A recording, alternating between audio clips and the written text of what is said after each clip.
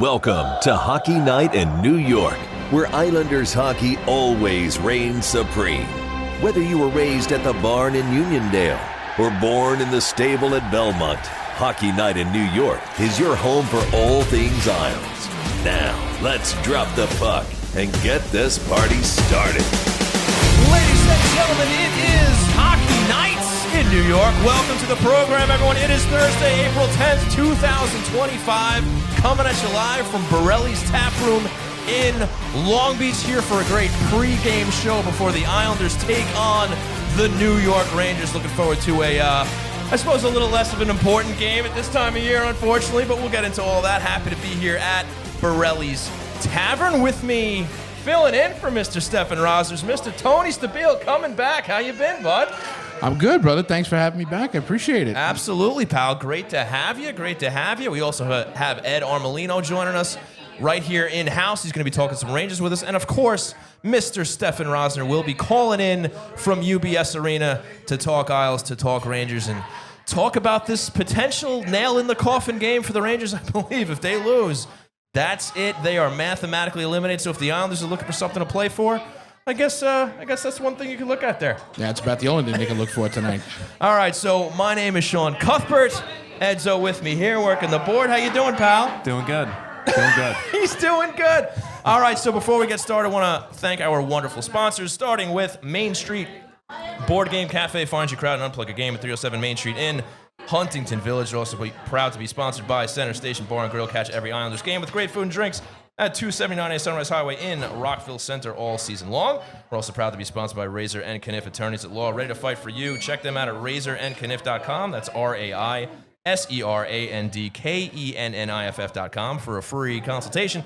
And last but not least, we are proud to be sponsored by Tovi Hockey, the innovative hockey technology company and creator of the Diamond Air Blade. Get 10% off at tovihockey.com with promo code HNINY10. And folks, if you're hanging out with us in the chat and you want to get some questions in, type in questions brewing, followed by your question, and we will get to those questions when we get to the questions brewing segment of the show. So with all that out of the way, let's go to Experience Points, presented by Main Street Board Game Cafe, where we make our points about the Islanders' experience in the previous week. So Tony, let's kick it off here. The Islanders are toast. Yes, they are. Finished. Yeah, they are. Done. They are done. It's over. They've really kind of been done since the trading deadline. Like, it was to come back from the trade from Brock Nelson. It was going to be tough, especially with Barzal being out as long as he has been. You know, this was kind of like it's been a long time coming. It feels to this point, especially losing those guys early in the year. Duclair going down so early, losing the entire left side of the defense. Yeah, that hurt. It's been a tough year. Injury-wise, and to see them stay in these games and kind of hang around as long as they have is kind of a testament to the guys in the room, kind of testament to the guy behind the bench.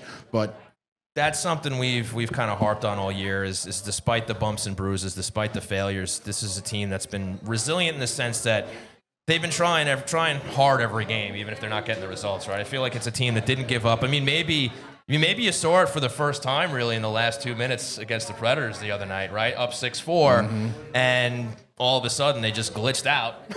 And all of a sudden they're losing in overtime. It's almost like they found out the score of the Canadiens game, and they were like, all right, we're done. We're finished. It's over. But outside of that, yeah, I mean, I think despite the injuries, despite the issues, the teams tried their best. Obviously, it was not enough. They're not going to make the playoffs, and they're going to have a lot of decisions to make this summer that we'll eventually be talking about on this show. But maybe you can just talk about, that game against the Predators. Obviously, a team who's been struggling themselves, a team that was trying to bring in a lot of guys. They did bring in a lot of guys. Didn't work out. Barry Trotz now at the helm. They had a tough year. They're on the outside looking at a team like the Islanders that still technically, mathematically in the mix, probably should have given a better effort against. They go toe-to-toe with them. They end up coughing up the 2-goal lead at the end of the game and ultimately lose in overtime. Yeah, I mean, look, you lose Sorokin in that game, and quite honestly, I mean, he's had to shoulder a big load this season, especially with Varlamov being out as long as he has been. Right. The backup goaltending situation between Hogberg and having Justin Scarrick come up, and now they have Tristan Lennox as the backup tonight to Hogberg. I mean, losing your most dynamic offensive player, the guy that you signed in the offseason that you were hoping to be your other top line winger, he's been that's been a complete disaster to this point, between the injury, between, the problems with, whatever the problems that he's having outside of the NHL. And then, coming to a head with Watt the other night. And I can't say that I blame Watt. That's the kind of guy that he is. He's a passionate guy, and, he's going to come out there and kind of call guys out or whatever. But, you look at all of these different things, and, it kind of, that game was the epitome of what it is. They were up. They were still in that game, even being down. Those guys, they just couldn't hold it. They just didn't have it. Right, and you talk about Patrick Waugh and how he handled Duclair in that instance, and I think that's just something he was sitting on for a long time because he was Johnny. And I don't mean specifically at Duclair. I just mean generally speaking, because after almost every loss, he was still Johnny positive. There were some good things. I think we played a good game. I think we did some good things out there, and I think that was kind of strategic on his part to kind of keep morale in a good spot as opposed to trashing his players and then saying, we could have given a better effort. But I think he finally let loose there because that was a big game. They needed the 2 points. And as we've seen, I mean, look, it may still have to do with the injury, but Anthony Duclair obviously not himself, obviously not pulling his weight. No. And now we're seeing him obviously off the roster. And I think him losing it was probably in his most egregious game. Like, it's just he was terrible, and he has been a non-factor for a long time. Right. So, and you don't hear guys do that, but when you're in the position that you're in, where you're down Barzal, you're down, Sorokin's out of the game, you're up by 2 goals, right? You've traded away your second best player in Brock Nelson. Like, you at that point, you expect your guys that are in the lineup to step up and pull their weight, like you said. And the fact that he did not do that in that game and hasn't done it for quite some time, it's probably just spouting off some things that he's been holding back on.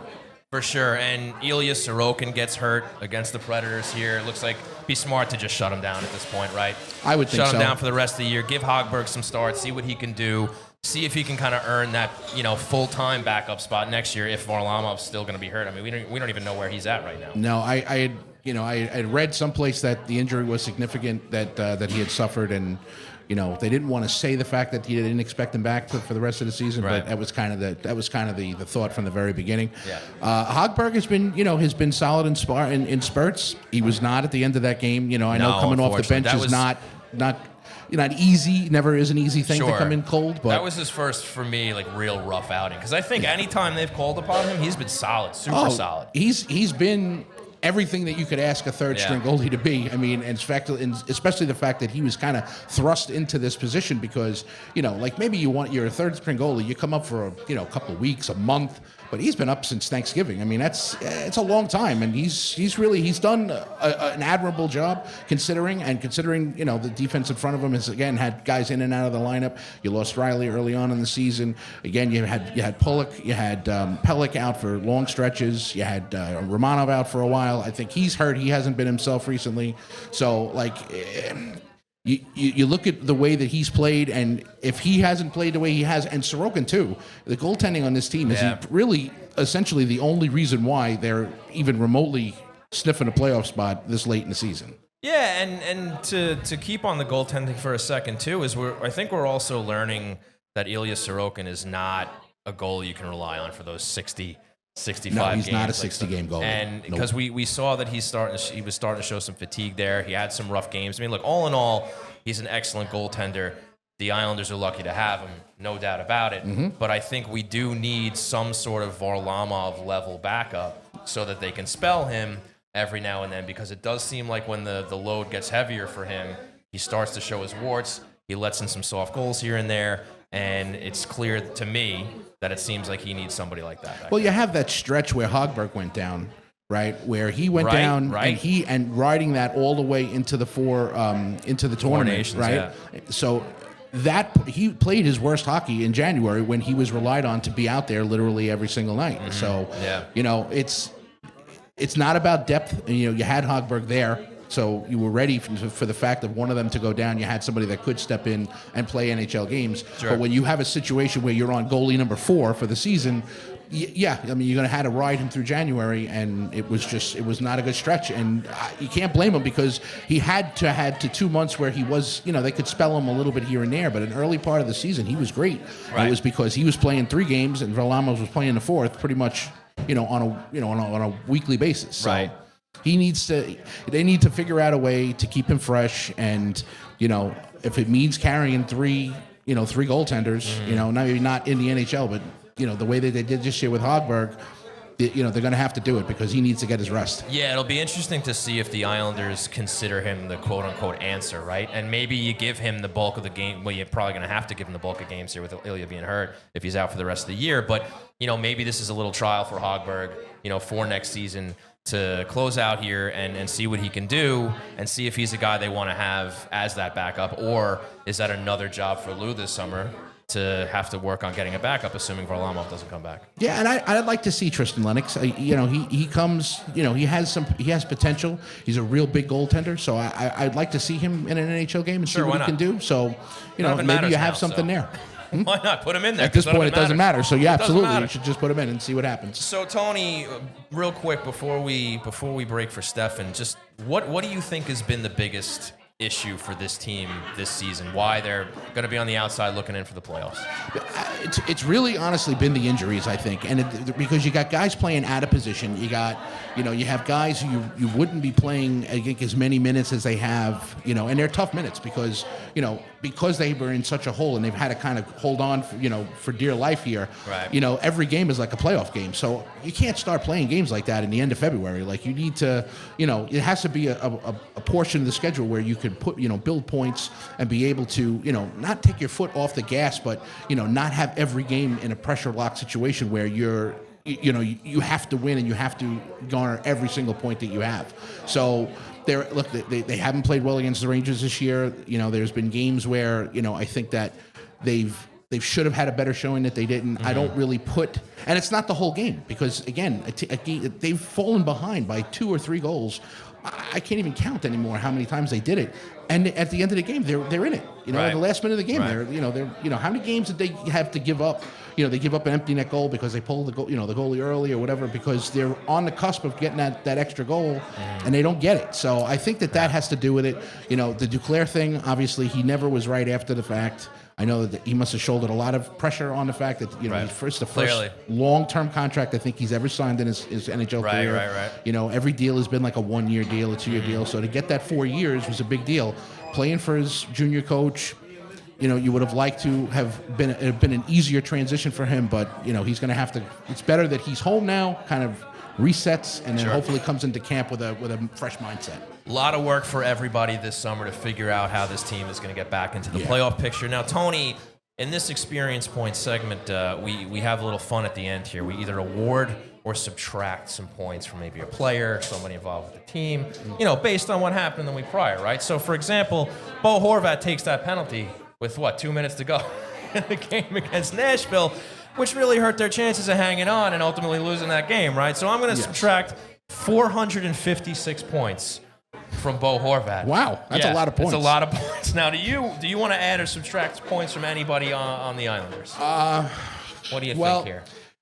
It's very important. So this is very important. I would think that your goaltending, obviously, in a game where you've scored 6 goals, should be up to par. Yes. I know you lose your starter in that game, but Hogberg coming off the bench and giving up those goals and losing that game, I'd have to subtract like 675 points. That sounds about right. Okay, 675 points. So that will do it for Experience Points presented by Main Street Board Game Cafe. Unplug your game and raise your experience at 307 Main Street in Huntington Village on Long Island's North Shore. Games for sale and for open play. Food and drink, beer and wine, fun and friends. Bring the magic of phones down, eyes up, tabletop board games to your family. Our staff will help you find the right game from old favorites to the hottest new releases. We have everything from strategic to easy party games. Get off your screens for a night your family will remember. Looking for meetups to join? Our Magic the Gathering, Dungeons & Dragons, Arcana, and organized play communities are welcoming for all. We also do parties and corporate events. Located at 307 Main Street in Huntington Village. Go to mainstboardgamecafe.com for more information. Main Street Board Game Cafe. Find your crowd. Unplug your game. And now we will break to bring on Mr. Stefen Rosner. There's a new bar in town. Center Station Bar and Grill in Rockville Center is your new home to catch the game, especially the New York Islanders. Whether you're inside keeping cool or enjoying a breeze on the patio, Center Station has wall-to-wall TVs so you won't miss any action. Enjoy delicious eats with weekly specials and wash them down with your favorite bottles, cans, taps, and cocktails served by the great Center Station crew. If your team's not playing, Center Station has a full calendar of live entertainment, including music, comedy, karaoke, trivia, and of course, 2-for-1 Fridays with the best local DJs. You can forget the crowds and host a private event, or keep it close to home and have Center Station cater your next party. So call 516-536-6258 for bookings, or go to centerstationrvc.com to see the menu and browse upcoming events. Center Station is in the heart of Rockville Center at 279A Sunrise Highway and only steps from the train. So hop on board to Center Station Bar and Grill. Thanks for giving some time to our sponsors. Ready to talk more Isles? The train rolls on right here on Hockey Night in New York. Now we're going to start talking to Stefen Rosner of the Hockey News, of NHL.com, of Hockey Night in New York, and the Elmonters. Stefen, how's everything going there at UBS, man? What's up? We just had a fantastic dinner, ready for this action-packed rivalry game. Yes, lot at stake here. Big game for both teams. What's the buzz in the building right now? There's not much buzz yet. I think the buzz is more about which team wants to lose more, right? Because obviously both teams are not like the playoffs. The Islanders' chances are still a little bit more alive than the Rangers are, but who wants a higher draft pick? That's where everyone's fighting for tonight. Yeah, I guess so, right? It's all about the ping pong balls if you're looking at it from a future standpoint, right? But let's talk a little bit about the Islanders here. Tony and I were talking about the collapse against Nashville. Well, let's just get your perspective on that. Obviously, they're up by a couple of goals. Maybe they're able to keep these very faint playoff hopes alive, at least keep us a little more interested. They blow the game, give up the 2 goals, they lose in overtime. What'd you see there? I think it's flat out unacceptable for a team that needs to win these hockey games. Well, I think it was 4 leads in that game, including a lead. That can't happen if you want to make the now. Ilya Sorokin coming out and allowing the McCarron goal. It's a lower body injury. Hogberg comes in. It's a really tough spot for Tony. Talked about that before, but yeah, really tough spot for Hogberg to come into. Hogberg was terrible. I look at both goals that tied it up. I didn't think he really had a chance on those. Don't love the overtime winner, but unfortunately the honors, but it was the right move to bring Sorokin in. If he's not feeling 100%, he should have. Yeah, it came down to D-cells. They gave it away, and unfortunately there's been so many games like this, and that's why the Islanders are probably not going to be in the playoffs this year for games like that. Hey, Stefen, how you doing, pal? Been a long time. Hey, Tony. Well, as much as I'd love to know what you had for dinner, let's talk a little bit about the mood around this team over the course of the last couple of weeks, because they're in all these games, they're playing I guess as best as they can, considering that the talent that they have in the room. Are these guys looking at the fact is that this season is coming to an end, they're probably not making the playoffs, and that this locker room is going to look a lot different next year? Listen, Tony, these guys are pros. What you would expect, Lou, this team is still believe in themselves. They believe in what they're doing. They believe in the coach. They believe in the group that's in the room. So as of right now, it's still a mindset of a game. Let's win one, move on to the next one, not move on to the next one. But I think in the back of their minds, they know. I think, someone called out to player. That was kind of tipping point in terms of there were a lot of guys not pulling their weight. I think Duclair was just, like you said, a bad night, and Waugh decided to take his anger out on him. But that night, Waugh could have said 2 or 3 players the same exact thing you said about Duclair. A lot of the mindset in the room right now is we possibly weren't good enough. Key moments, we understand there are changes that are coming, but yeah, right now it's still positive because at the end of the day, they still have a chance. And until there's until they're mathematically eliminated, they still have belief, whether it's right or wrong. Right, absolutely, and you look at what Pulock said and Horvat. I forget, it was 2 weeks ago, where they basically said we have to win all the rest of the 8 games, and like you said, just that game, which is so important for them to win, knowing that they have to basically win out in order to get that spot. Do you think that the Sorokin injury and him coming out is them basically saying or not saying, but thinking in their, in the mindset, saying that this is not, we can't do this without him? Yeah, to be honest, Martin coming back in was probably the white flag, if you will. I know Duclair stepped away; they didn't have the extra forwards, but they had to use Adam Boquist as a forward twice when players are down doing this. So the fact that Martin was coming back in, I think probably signified it. However, the Honors, won some games with Martin and Mayfield back in. So I don't know if there was a moment where I think the season actually ended after that Mary goal didn't count against Columbus. That's actually a fair point there, Stefen. I think that's really when the decline happened. And, it is only 1 point in the standings, but what a devastating point it seemed to be. So Stefen, let's look at the Islanders are playing out the string here now, right? Obviously, unless there's a monumental collapse from Montreal and the Islanders go on an undefeated run here, the playoff dreams are over. So what can the Islanders do with the remainder of the schedule, right? Tony and I were talking about how Hogberg maybe can get some starts here so we can see how he looks. What else can this team do with these remaining games, I guess, to get themselves ready for the summer and for whatever tweaks they're going to make heading into next year? I think scoring a power play goal would be nice, right? Going to the summer with positive momentum. Setting the bar low. No, but I think for a lot of these guys, especially on the back, everyone that's playing is trying to prove something, right? Romanov and Dobson are trying to prove they deserve as much money as humanly possible. Pellet, Pulak, and Mayfield are playing to make sure that, the Islanders want to keep them around. And guys like Quist and D'Angelo are fighting for contracts. Now, Boquist is an RFA like Brunovich, but for D'Angelo, how much is he valued? Mike Riley, how much is he? I think Hogberg's probably the most important. Like Sean said to open the show, I don't think he solidified himself as a number 2 next year. I think, obviously, he signed that league minimum through next year, so he'll be with the organization. But the past couple of games, especially that Carolina game, that was a concerning game with how he played in that one. So I think if he plays all 5 or 4 of the next 5, either for him to prove just, hey, you can trust me, I can be relied upon. Because the Islanders don't think that Hogberg can be relied upon. He's not ready to go. They have no choice but to spend cap space that they don't have anyway on a true number 2 goalie. So I would say that. I would say the defense playing. And also, even the forward, Simon Holmstrom obviously will be on the team next year.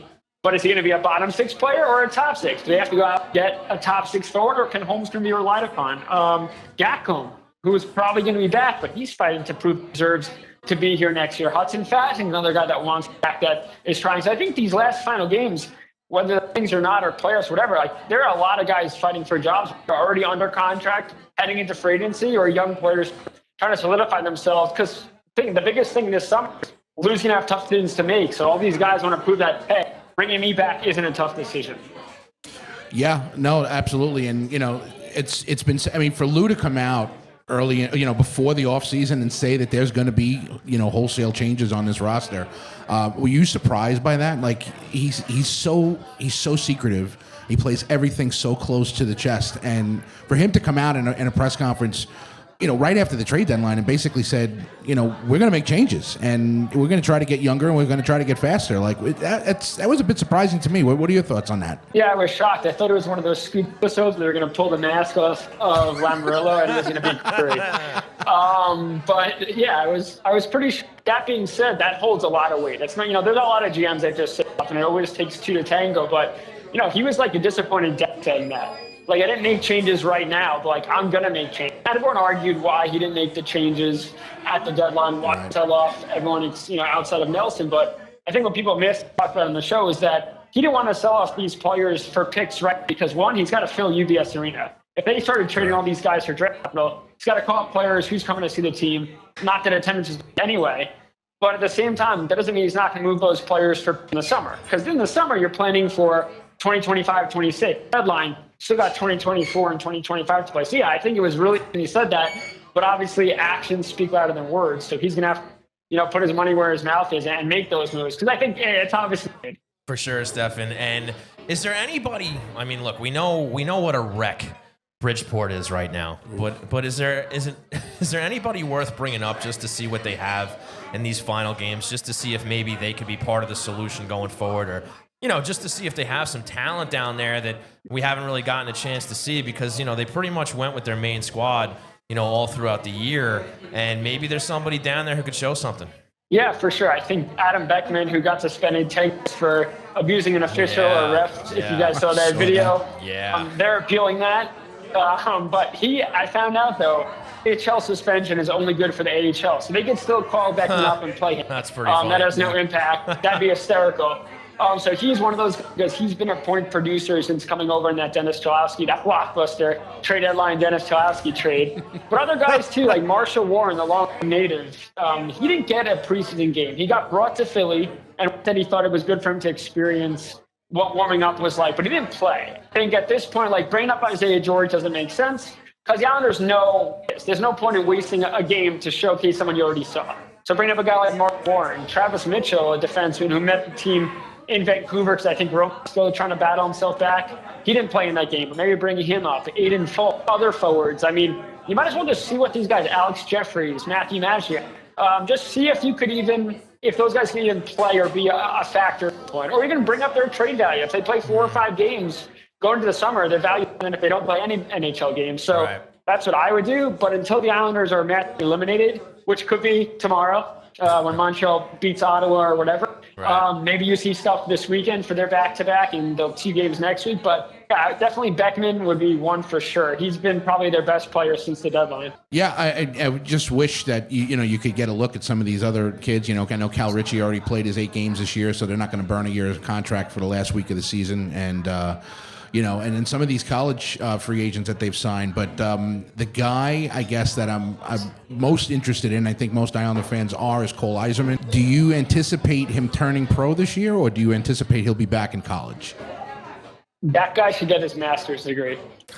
Until Bridgeport figures it out, I think it's highly understandable why Denny Nelson, why Quinn Finley, all going back to school. Now, forget Bridgeport for a second. For Cole Eiserman, he's developed so well so far in his first year, his rookie season, his freshman season at BU. They're playing in 4 against Penn State at 8 o'clock tonight.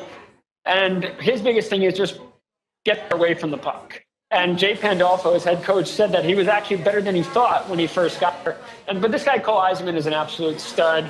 He's emotional. And when he doesn't have the puck, he's doing his power to get it back, but he's still raw. So I think it's really important for him to learn as much as he can from Jay Pandolfo. It's probably maybe 2 years away, but I wouldn't rush him at all. Because if they think he is going to be different than the Bellows, than the Walsham, and I do think he is. I think he's already better away from the puck than those guys. Then there's no point in rushing this guy because a team that doesn't have a lot of prospects, you can't mess this one up because he fell to you in the draft. So for him to turn into a bona fide top 6 sniper would for this franchise. But you don't want to rush it.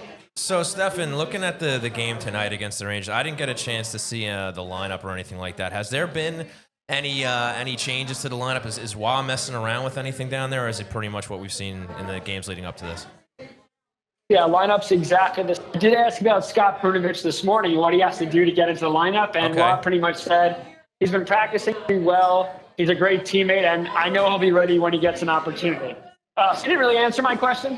But I don't know I don't know what he did to get into the doghouse, if you will. I know the last game he came against Rangers, came against his inability to box out Matt Rempe. He's one of those guys I would like to see again, just because I thought he's played well. His advanced analytics, so I don't mean too much. We're really good in the games that he played in, and he's an RFA, which means the Islanders could bring him back, and he could be. But we don't know. But yeah, lineup's going to be the same. Hogberg starts. Tristan Lennox, who's, by the way, he got recalled. I heard you guys mention it. That guy's missed over a year and a half with a knee injury that people thought was career-ending. So I think this is kind of a rewarding for, hey, you got back, played 4 games this year, coming back up an NHL game.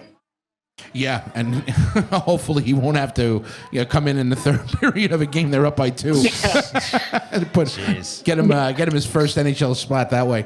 Another guy you mentioned before, Adam Boquist. I've been pleasantly surprised with what I've seen from him, even when he plays up front. Yeah. When he's not, when he's really, I know he's an offensive type defenseman.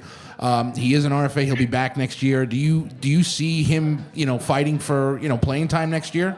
I think Patrick Waugh loves him. I've never seen a defenseman get below the dots as much as him. And also, he's not bad defensively. He's one of those guys. I mean, look at D'Angelo, look at Brunovich, look at Mike Riley, where their skating ability allows them to evade and get out of danger in their own zone and lead to breakouts. And I think that's so important. I think Waugh got caught up in all the shiny new toys that he got. Benching Mayfield. I thought he benched Mayfield way too long, in my honest opinion. But I think Adams is certainly going to fight for it. I think he's played well in all the spots he's been in, from Columbus to Chicago to Florida. But his issue was when he started to gain traction, he got hurt. So I think for him, it's really important for him the way he's played here, not getting hurt at all. He did get sick for, I think, 1 game, but an injury.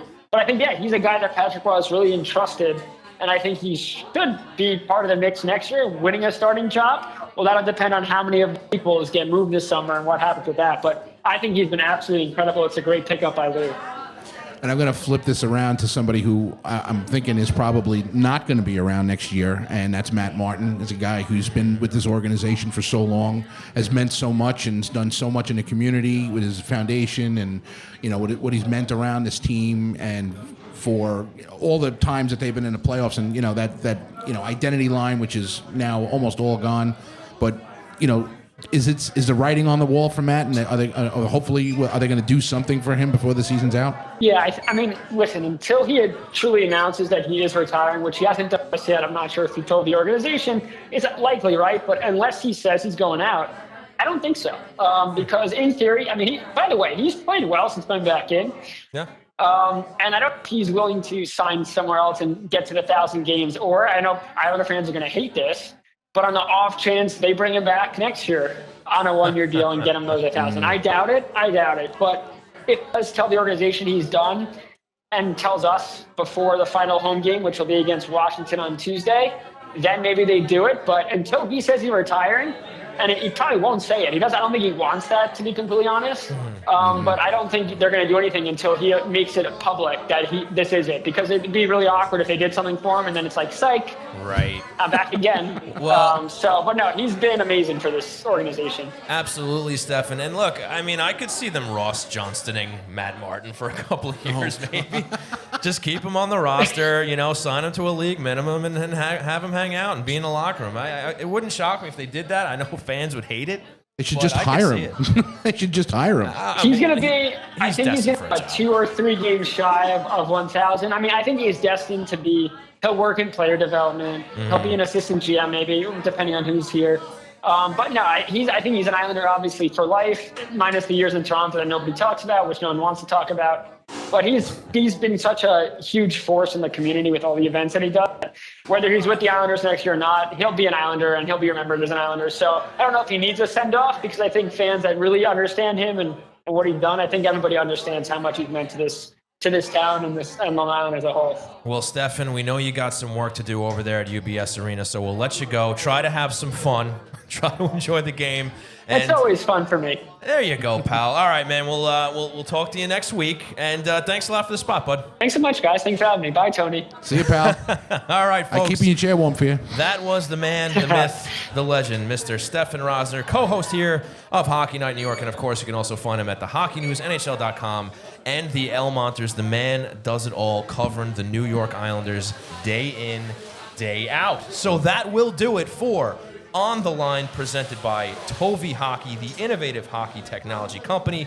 Now I'm going to tell you guys a little bit more about Tovi Hockey. That's right, the innovative hockey technology company is the creator of the 100% solid carbon fiber Diamond Air blade, the only other NHL-approved blade technology with superior feel and increased swing speed due to its perforated design.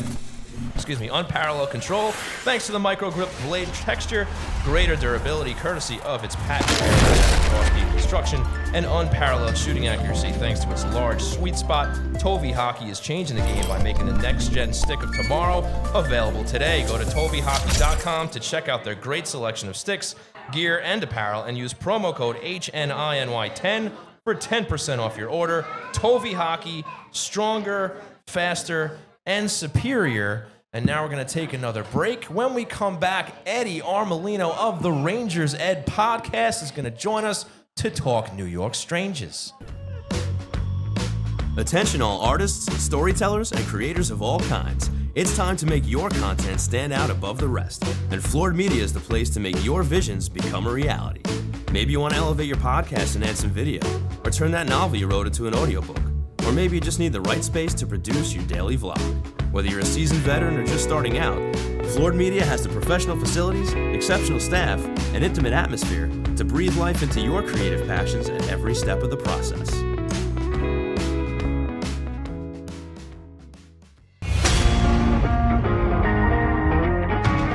Hey there, welcome back. We missed you too. Now kick up your feet and settle back in to Hockey Night in New York.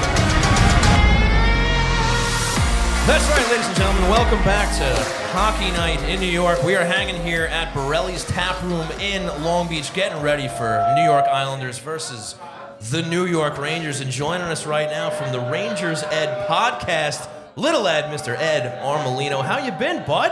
How we doing, fellas? Thanks for having me. Absolutely. I hate your hat, but it's great to have you here.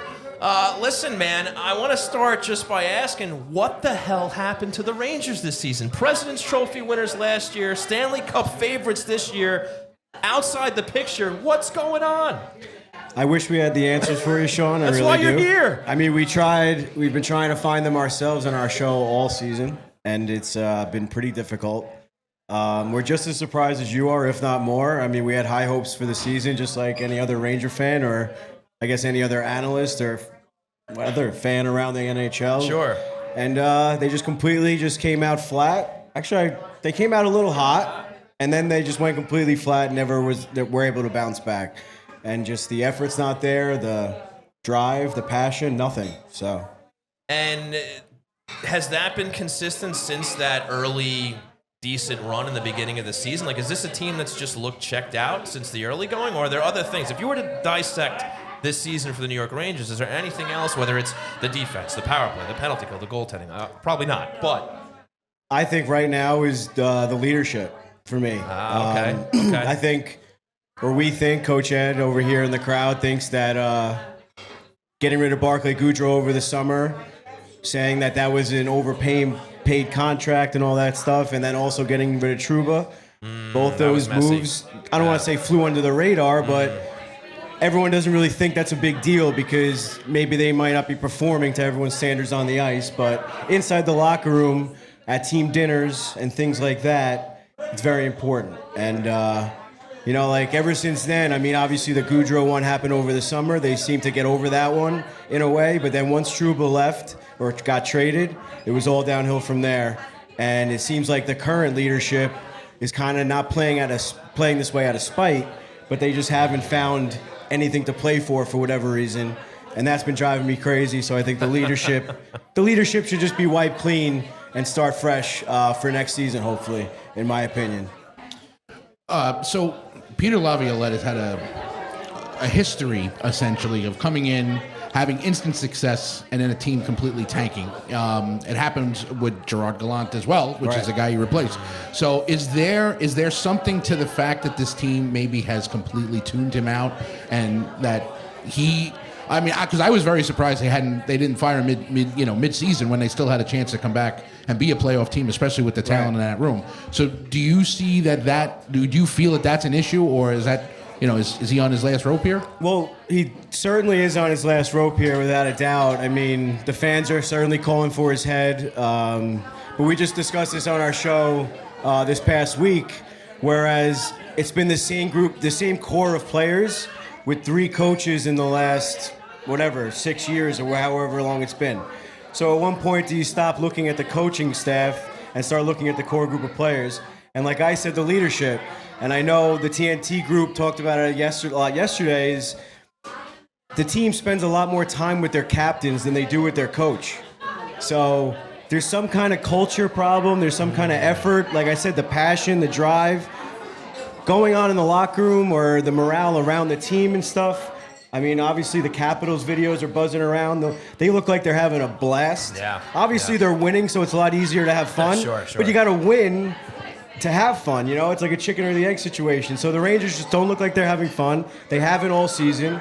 Even my girlfriend Lindsay in the crowd as well has said, they're not even excited when they score a goal. Ovechkin scores number 895. It's like he scored his first ever in the NHL, or 894, or 892, or 502. It's like the score in the NHL is a big deal, and the Rangers are flat. I mean, hopefully they score a few tonight, but you'll see it tonight. They barely celebrate. They don't do anything. They're just flat no matter what. Wow. Yeah, they do have a defeatist look to them for sure. Next thing I want to touch on is the general manager, because obviously, as you said before, he's had a weird few months. Right. He's made some interesting moves, I guess. The Trouba one especially, basically, threatening him, to waive his no movement clause. So, I mean, that kind of stuff gets around the NHL, and he really is, they have everything he's set up to be the general manager here for a while. I know that, he brought Laviolette in. I know that this has been a long time coming. Do you have any faith that he's going to be able to pull them out of this and be able to make the right changes? Yeah, I think it's definitely a retooling situation over the summer. I mean, again, we talked about on our episode where we're hoping for some big changes. I mean, obviously Zibanejad comes to mind. Even Panarin will be on the last year of his contract. But I don't see Chris Drury getting fired by Dolan. I think he's still technically a young GM. He's still hopefully learning himself. And mixed in with all these bad moves, there's also been a lot of really good moves that he's made over the years. So, I mean, every GM makes questionable moves. And I mean, I hate bringing it back, but it falls on the players. I mean, you look at the roster. The Rangers have a winning, or on paper, they should be winning hockey games. For sure. Drury's putting out a product that should be winning, maybe not winning the President's Trophy like last year, but he's putting a product out there that should be winning hockey games. So, obviously, the fans are calling for his head as well. But like I said, I mean, it's the Rangers. You mentioned it gets floated around the league of it's cutthroat. Every team's cutthroat. Every team wants to play for Vegas. They trade their star players no matter what. I mean, it's the Rangers. It's been that way since forever. Trouba even said it himself. It's a rite of passage to get fired at MSG. I mean, look at Lundqvist. They even put him on the bench and kind of forced him out of town and then hung his jersey up in the rafters. So, and Lundqvist is still at the Garden, helping out the team, doing everything, So at the end of the day, it's the New York Rangers. I mean, I'm not trying to brag about that, but that's how it is. Players are always going to want to come and play here and get traded or free agency or what have you, or waive their no-move clause like JT Miller just did. I mean, he's one of the best players in the league right now, and he saw what happened to Trouba, and he's my play for captain next year, speaking of leadership. So you look at a player like him, he waived his no-trade clause just to come here. Well, see, you talk about this, I suppose, darkness kind of in the locker room, right? This lull, right? That they're not having fun. They're not playing with passion. They're not playing hard out there. And I guess the question is, and you may not necessarily have the answer to this, but how deep does that go? When you look at this summer and you think about the changes that they might have to make, who needs to go and who can you bring in to kind of change that vibe in the locker room so this is a team who's happy to go out there and play hockey? Yeah, I mean, you look at the Rangers contract situation and all that stuff on Puckpedia and whatever. There's a lot of no movement clauses in that lineup, and that's kind of what the big thing we spoke about is. At one point, does Mika Zibanejad just decide, this is too much for me, just get me out of here, kind of like a Trouba situation where they kind of just forced him out of town. They didn't really give him a choice, even though he had the modified no move clause or whatever. So there's always a way around it. We'd love to see some big changes, but if it didn't happen, like I said, the major change should be the leadership group. And Zibanejad, Panarin, all these guys are included. Fox even has an assistant, has a letter on his chest most games. I think they still have the rotation kind of, which I think is just garbage from the start. Just have your set captains, and that's it. And like I said, they spend way more time around their captains. You always hear about Ovechkin dragging guys out to team dinners, Crosby, all the captains are on. You never hear about the Rangers. I actually hear that Zibanejad just goes straight home after the games. He doesn't want to be around the team at all, it seems like, So that's where it starts to me. That's where the culture starts, the captains, and just demanding greatness, And like I said, you look around the league to everyone else, and that's how it is. McKinnon, McDavid, all the best, obviously. Barkov. Yeah, and Barkov in Florida for sure. But so it sounds as if Zibanejad is on your list to let you drive him to the airport if he gets moved. There's a lot of guys on that list, Tony, for sure. Okay, well that's my next question. So Zibanejad's number one. Who's your two? Who's the next guy you move out? I'm a defensive coach, defenseman at heart. I can't stand Keandre Miller. He has his flashes in the pan of being outstanding offensively or whatever, but I'll say it forever, he'll just never be a good defenseman. He'll just never be a good defenseman. He might produce offensively, but he'll never be able to figure out the defensive zone. And that scares me because everyone says the defensive core is fine. The defensive core is not fine. If we're trusting Adam Fox at number one and Keandre hopefully at number two, we're in trouble. That sounds grim. That sounds pretty grim. It sounds pretty grim. Well, and in such a tough year for the New York Rangers, were there any bright spots? Were there any maybe young players that came up and showed their stuff? Anything to look back on the season and say, okay, this is something that they can work with going forward? Yeah, I mean, Will Cooley is definitely a player that stands out. He won the Stephen McDonald Extra Effort Award this year, which is whether you're a Ranger or Islander fan, you can respect that because he was an NYPD officer. So he won that award, very well deserving.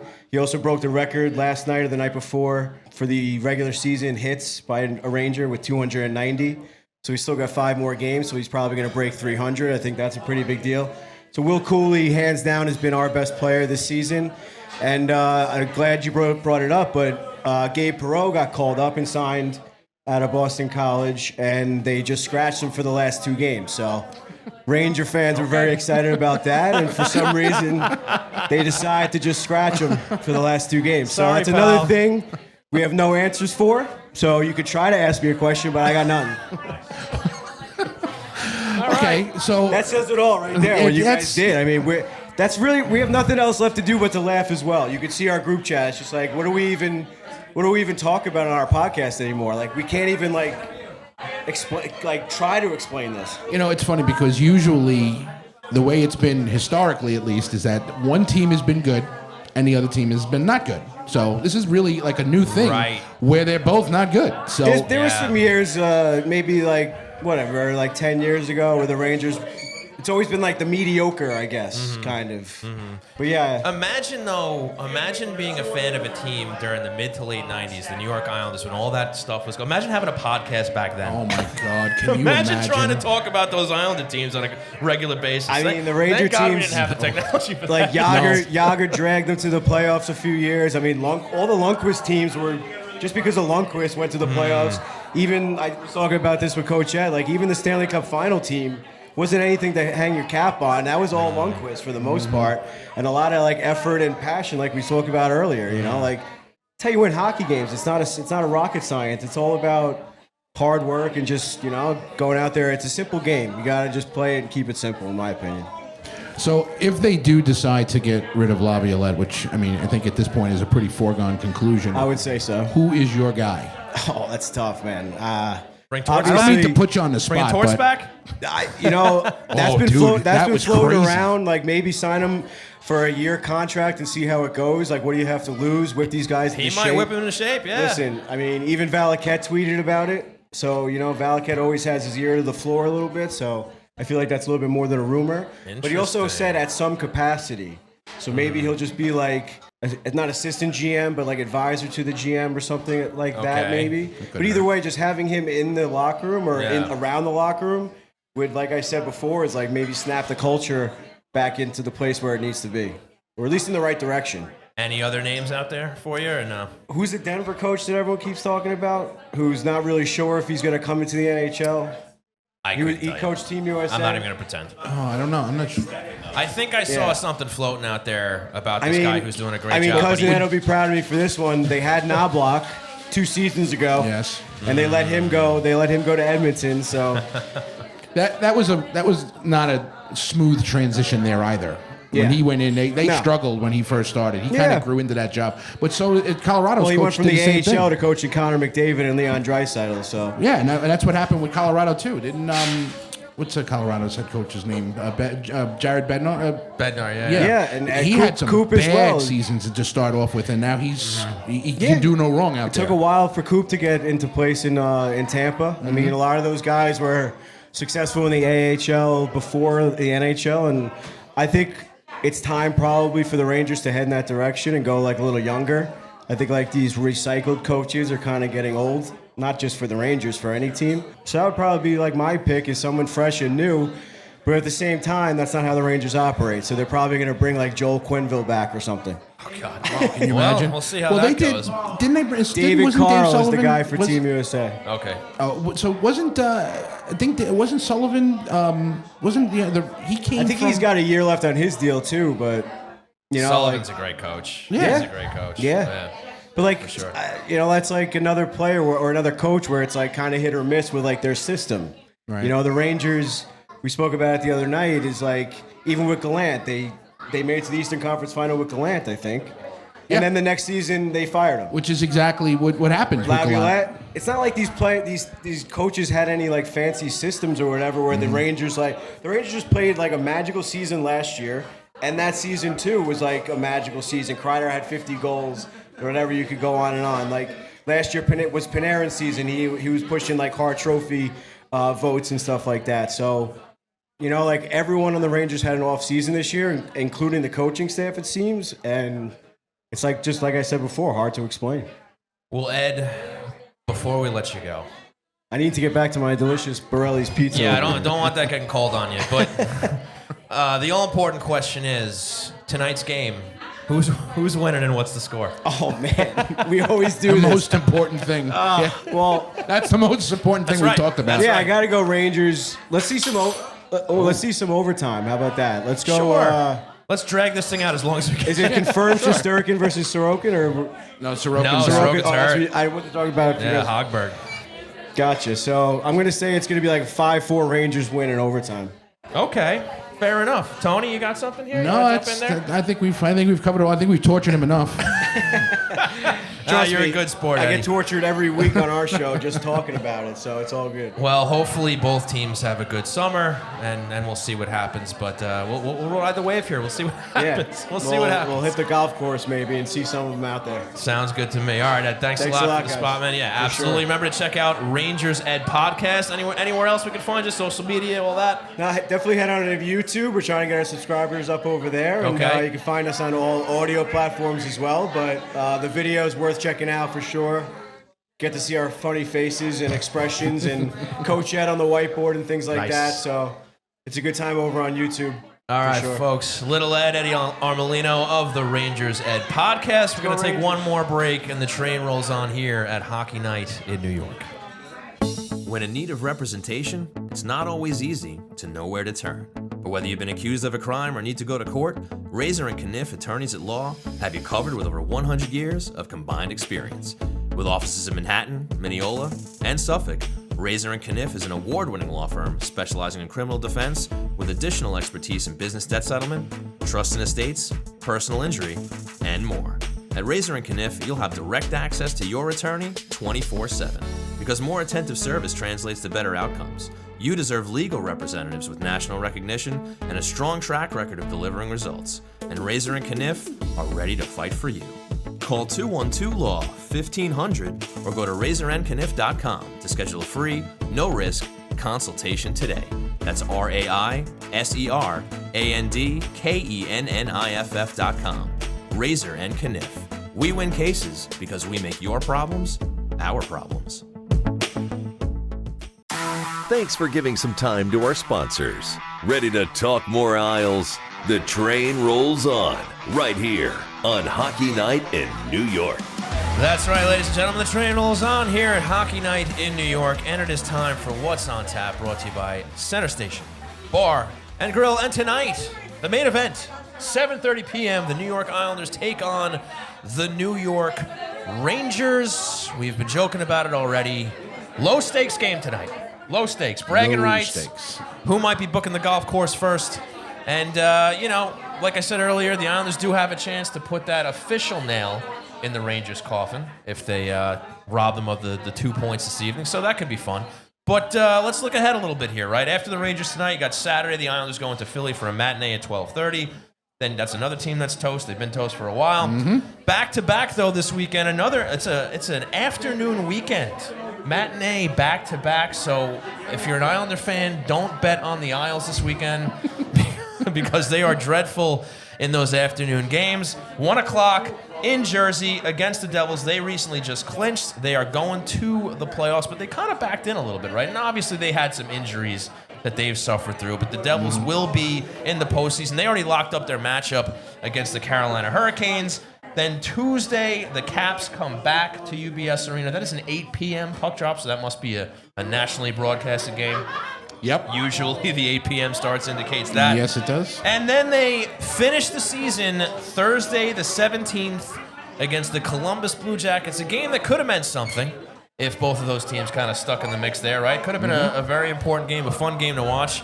But instead, it'll just be for fun. It'll be for fun. It'll be for fun. Yes. In Columbus, 7 o'clock game. Be fun for Columbus.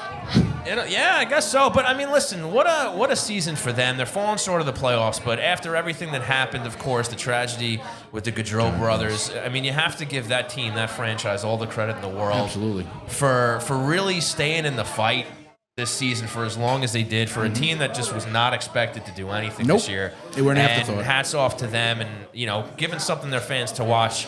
Despite all that terrible thing that happened going into the year. Yeah, and honestly, literally right before the season, you lose a guy who not only is was so talented, but beloved in that room, beloved around the NHL. So it was a really big deal. But Columbus has had a couple of different things happen over the year. They had their goalie was I cannot remember his name for the life of me right now, but that accident that happened at the house party with the fireworks. Oh yeah, They had that happen about there. that too. That's right. So and then obviously this. So they've had their share of tragedy over the years. So, Right. but it's really the way that they played the season. Elvis Ursulines, he played very, very well. They were a little overmatched at some points, but they gave their team they gave their fans something to cheer about this season. No doubt about it. So, you look at these games, we kind of chatted on it with Stefen. Maybe a little showcase for Hogberg, right? Maybe a little showcase for a kid or two if they bring them up. It would be funny if they brought Beckman up, avoiding That those. would be hysterical. Did you see the video on that, by the way? I did. It looked bad.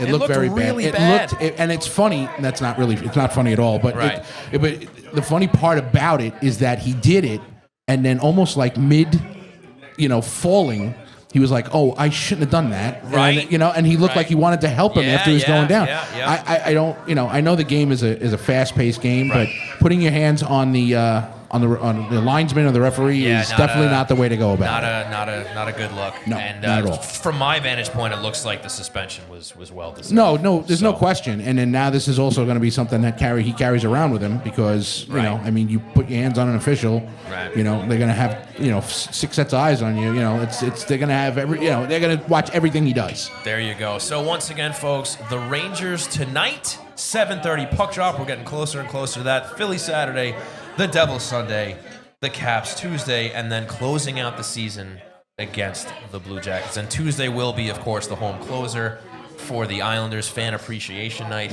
as they call it. So, that's going to wrap up the Isle season. We'll see how they finish. We'll see how they finish in the draft order. But unfortunately, these games are just a little less exciting with them being out of the playoff picture now. The fact that they're so devoid of prospects, though, that the fact that they're going to end up in the lottery is probably best for them. I mean, especially if Sorokin's not 100%.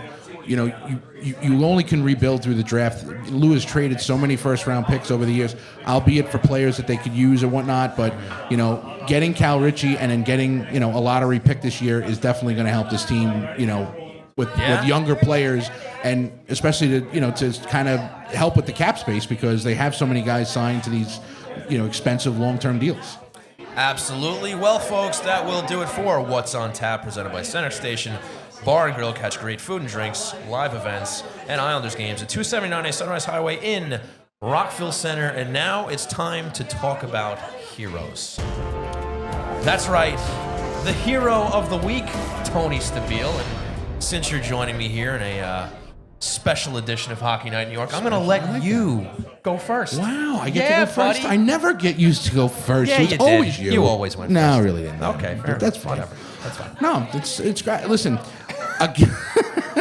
it's really honestly, it's been a lot of fun sitting here next to you man. again as always, Yeah. and it's been great talking hockey, and Absolutely. but in a game Right. that was a complete Little tough, disaster. little tough, yeah. It's kind of hard, and I'm watching this game, and I'm looking through the stats at the end of it, and I'm saying, who the heck can you possibly pick for a hero of the week or whatnot? But I'm going to go with John Gabriel Pajot. Okay. He had 4 points this week. He had 3 in the game against Nashville. This is a guy who's probably played more minutes than I think Patrick Roy would have liked when the season started. Yeah. He's kind of been all up and down the lineup, but he's given the Islanders kind of what they need. And I know that there are fans that they look at his contract and they look at the what they thought that they were getting, 25 goals and whatnot. Solid second or third line center. He hasn't really kind of lived up to that, but he's a very important part of what this team has done. The years they went to the playoffs, and he's been a solid team, a solid Islander. I'm not sure he'll be back next year, but That'll be interesting. He definitely has had his ups and downs and whatnot. But this week he is definitely my hero of the week. Okay, I like it. Well, that's great because it kind of goes along with my pick. They've been playing a lot of hockey together. That's Mr. Simon Holmstrom. This is a guy who's having a breakout year for the New York Islanders. 44 points right now. Probably won't hit 50.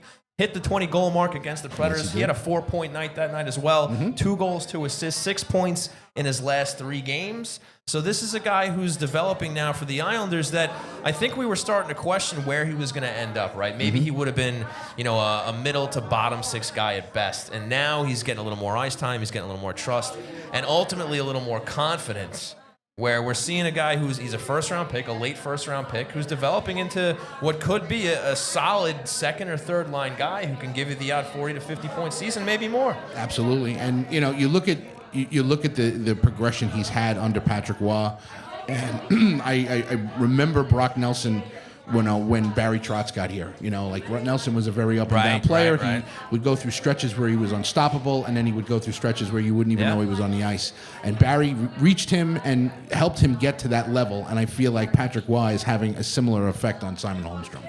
Yeah, and look, they've played great together, Holmstrom and Pajot. A little magic on the shorthanded side of things every now and then, a couple of shorthanded tallies.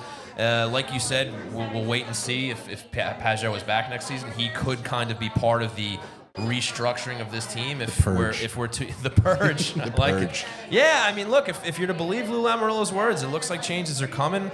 Now we just got to see if he's actually going to execute. But look, I think if you're going to take a positive out of missing the playoffs here and having a failed season, if you will, for the Islanders, I mean, maybe finally the writing is on the wall for the management staff to say, okay, we ran this team for as long as we could. It's done.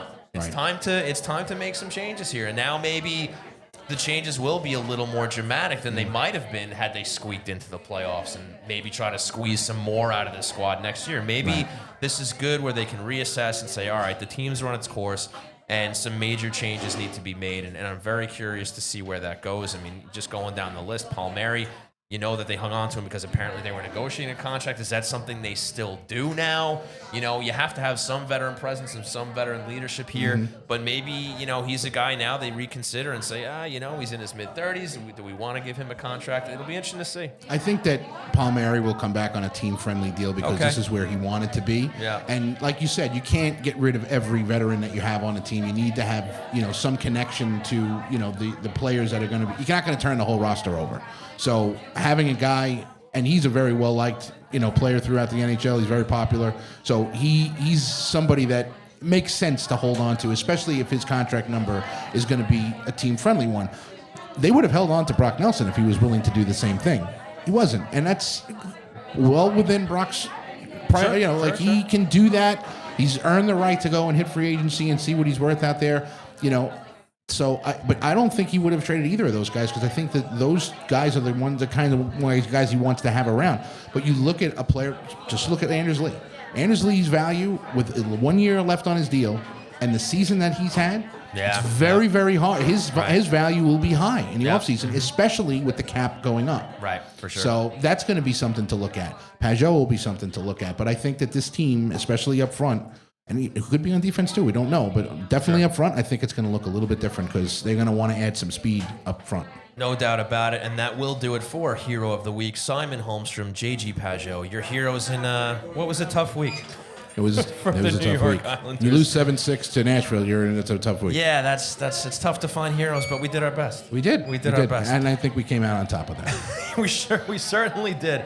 All right, folks, now I'm going to tell you a little bit about Isles Fix. That's right, folks. Islanders Country, get your daily fix of Isles news, highlights, and analysis by subscribing to Isles Fix, the Monday through Friday Islanders newsletter sent directly to your inbox. Sign up for free or become a paid subscriber for added benefits at ilesfix.substack.com. And we are going to forego questions brewing because the chat is light, right, Ed? We got no questions.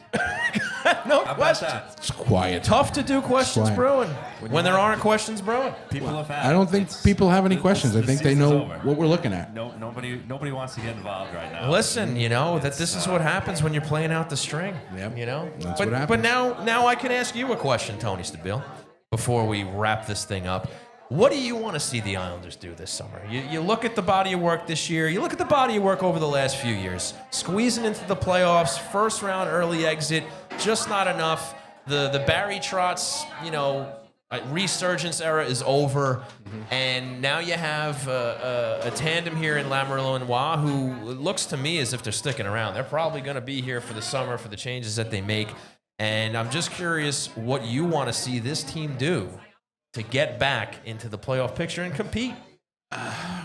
It's a really tough question because you don't really have a clear picture of what they have because you had guys out for so long, and you had, I definitely obviously want to see Cal Ritchie on this team next year. I'd love for him to come into training camp and just blow everybody away and just say, this is my spot. I'm taking over second line or third line center, and this is where we're at. I think he does that. I don't think there's anybody who questions whether or not he's going to be an NHL player.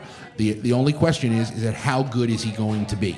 Is he going to be a definite number 2 center? Is he going to be more of a number 3 center? He can play. He plays 200 feet. He plays everywhere, and he does it well. He has speed. He can dish the puck. He can score. So he can do a lot of things. So I would love for him to come in the fall and just solidify a spot up front.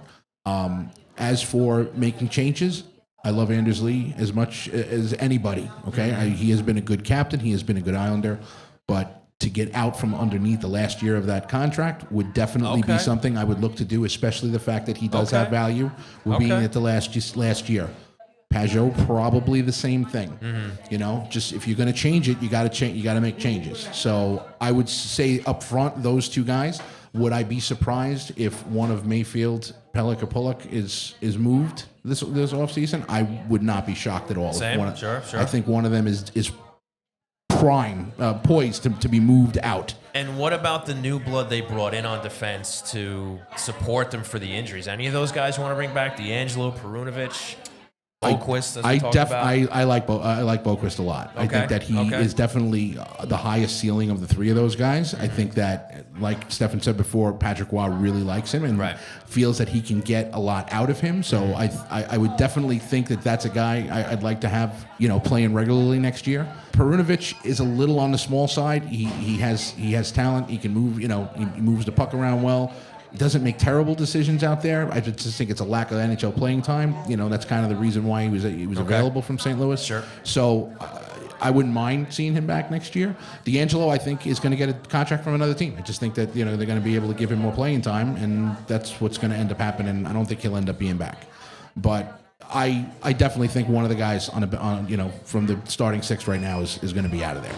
Yeah, that makes sense to me. I'm curious to see what they do with that. And it's funny, Stefen's been quick to point out the Islanders' record with Mayfield in the lineup because obviously he sat a few games there and they didn't fare well at all. Right. And they're winning hockey games when he's there. Now, does that mean it's because of Scott Mayfield or despite him? I don't think Mayfield's the one. I actually, if anyone, and just based upon historically what's gone on, I think Pelech is the guy that you have to think about moving because he does not play more than 60 games in a season.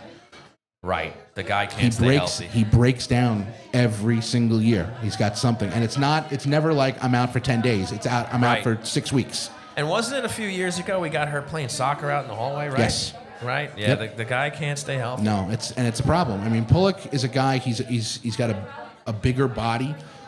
But his blocking shots, it takes a toll on him over the course of a season. Yeah. But I feel like if there's a guy of the three of them that they should move, I think Pelech has the highest value, and I think that he is the guy that you can move forward without. I mean, obviously have to replace him, but you know what I mean. All right. Well, I mean, I guess the question that comes next is if you get rid of all those guys, who are you bringing in? Well, I mean, there's two really big wingers coming out in free agency, and that's Mitch Marner and Brock Besser. So do you put everything that you have behind trying to acquire one of those guys? Marner does have some ties to Long Island. He's been here in the offseason. He's hung out with players on the team. Pals with Matt Martin. He is pals with Matt Martin. Right. So that is a possibility. And, I mean, listen, you'd have to pay him a truckload of money. Sure would. Okay, because he's worth it. He's a 90 to 100-point guy every single season, but he instantly makes that first line elite. Well, look, Tony, let's be realists here for a second. And this goes back to when you and I were doing the show together 10, 11 years ago when this whole thing started. Yep. And we would get to the summer and we'd be like, oh, yeah, this free agent, he'd be great on the Islanders. Would love to see him get him. Never happened. No. Not a one. Nope. So is this finally the summer where they break that? I mean, do they bring in one of the top guys? I mean, look, they got Duclair this past summer. He didn't really pan out this year. He was a decent pickup, obviously not a huge one. Mm-hmm. And it seems like whenever they need to get a big-name guy, they got to trade for them, right? And Horvat kind of would have been that guy, right? He would have been towards the top of that free agent list had he gotten to free agency that summer. And he signed before he even hit the ice. Right. For sure. So I think the stigma on the Islanders is gone with the new ownership, the new management. But the fact remains, until they actually do go and sign a guy like that, you got to wait and see when it happens, because it just hasn't happened. No, it hasn't. I mean, you asked me what I wanted. I didn't say that's what they were going to get. But yes, I would love to see them put a full court press on for one of those two guys, because they, no question, hands down, they fill a tremendous hole on this team, which is a top elite scoring winger. Yeah, they need it big time. Absolutely. They need it. And as Stefen said, you have Cole Eiserman, who is going to be, who's projected to be that guy in 3 years from now. Yeah. But you have to play 2 years before you get there. So, you need to add a guy of that stature. Duclair was a good, with the amount of cap space that they had, it was a good acquisition at the time. You put him with Horvat, you put him with Barzal. That didn't obviously work out with Barzal being out 80% of the season. Yeah, that hurts. That hurt big time for this team. And I would love to have known if Varlamov and Barzal did not go down when they did, what this team would have looked like now.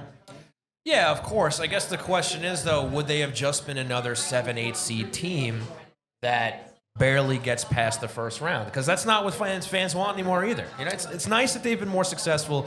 It's nice that they've been making the playoffs more than they haven't. But the bar's been raised, and even those runs to the Final Four back to back, those were great. I'll never forget those years. It's probably my best time as an adult watching the New York Islanders, right? Same. But we're getting past that era now, and we need to see what they can do to restructure this team. And again, like I was saying earlier, maybe it is a blessing in disguise that they didn't make it, that they did have. Obviously, you don't want anybody being hurt, but maybe those injuries showed management what this team really has and what it needs to do in order to improve going forward. Yeah, absolutely. And, but Lou, like we said before, Lou coming out so early saying that there are going to be some changes in the offseason is telling, because I think that even though they played the way that they did, and the fact that they were in games that they probably had no business being in at all. Yeah, okay? Sure. So the fact that they were in those games, and that it's basically the final weekend of the NHL season, and they're still mathematically in it. Right. You would think that maybe a general manager would be like, maybe I really want to hold on to these guys. Maybe I want to try and run it back with them again. Yeah. But he's made that decision that we can't do that. We need to move forward, and we need to get younger. And I think that it might be coming from ownership, saying, look, we've had these guys around. I think we've wrung the towel dry here, and we need to, to bring some different guys in. That's possible, but I think that at this point, this has got to be his last year, right? I mean, he's 80-something years old. It's got to be his last year, We got to maybe even the middle of this season, and I was already starting to say this is going to be Lou's last season. But with the way he's been talking, it sounds like he's not going anywhere. So until we see different, he probably has at least one more year. But, Tony, we got to wrap this thing up, because puck drop is 13 minutes away. Wow. So, Ed, why don't you cue that music just like you have? And we're going to say goodbye. Now, first and foremost, Tony, want to thank you for coming down tonight, buddy. It was great to see you. Great to have you come like the old times. It was like the old times. Shawnee C and Tony Stabile. Yeah, sitting next to my partner. Great to have you. A lot of fun tonight. Really glad you made it down. And, of course, a big thanks to Stefen Rosner for calling in from UBS to talk Islander hockey.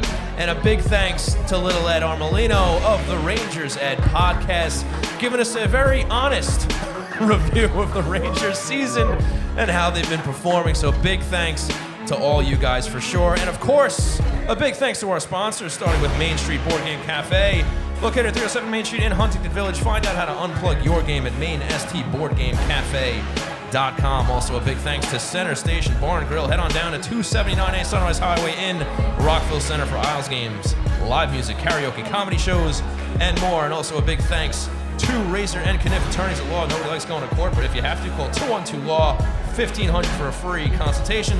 And last but not least, a huge thanks to Tovey Hockey, creators of the Diamond Air Blade. Go to toveyhockey.com to check out their great products and use promo code HNINY10 for 10% off your order. And folks, If you haven't already, please rate, review, and subscribe. Help support the show. That helps us out a great deal. Tony Stabile, I haven't really seen you on the social media end very much lately, but are you still tweeting away about the Islanders?